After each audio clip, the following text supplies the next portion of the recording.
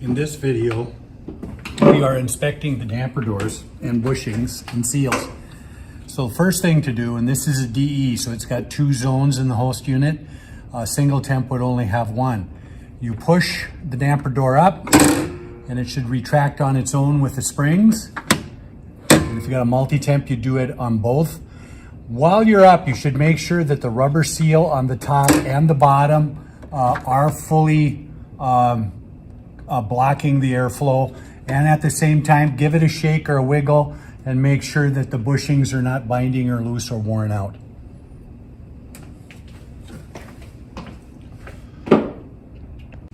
When you're doing a damper check, you should also make sure that you have microprocessor control over the damper solenoids. And the way to do that is to start up the microprocessor and navigate to the maintenance menu. Once you're in the maintenance menu, you can find output test mode and activate the damper solenoids one at a time. And what I'm doing is I'm walking through, going into the maintenance menu on an SR2 equipped unit. It would be the same process on an SR3 or SR4 equipped unit.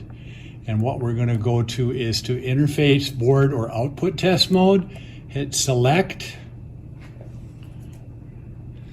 and then we just work our way through the menu using the next button. Here's damper outlet. We click on temp on, and I can hear one of them closed and disengaged. And I'll just walk through the rest of them just so that you can see how these other single circuits work. And that is the second damper. And now we can see what happens when I click on the damper test. It closes, and then it should open again. And now I'll navigate to the other one.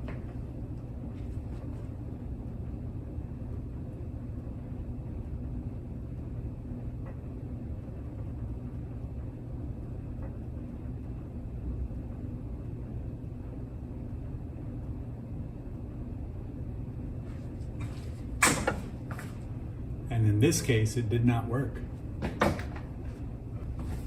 So that would be something to write up.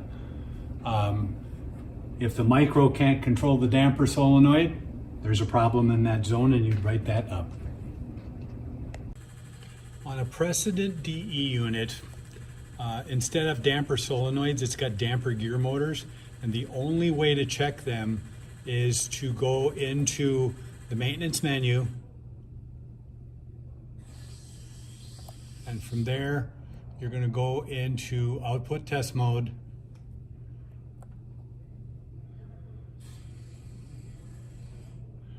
and then you're going to go to the damper output test modes.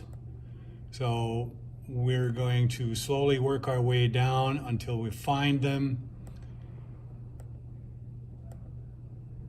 Damper gear motor 1. Your only option is temp on, and that will activate the damper gear motor. And let's see what it looked like when we activate a damper gear motor.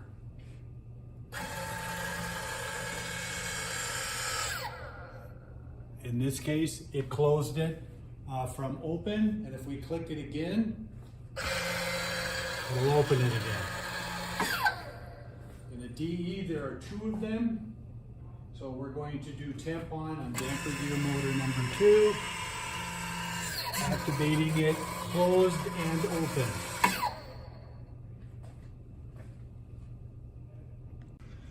And on a precedent single temp, there are no dampers at all, no gear motors, no damper solenoids.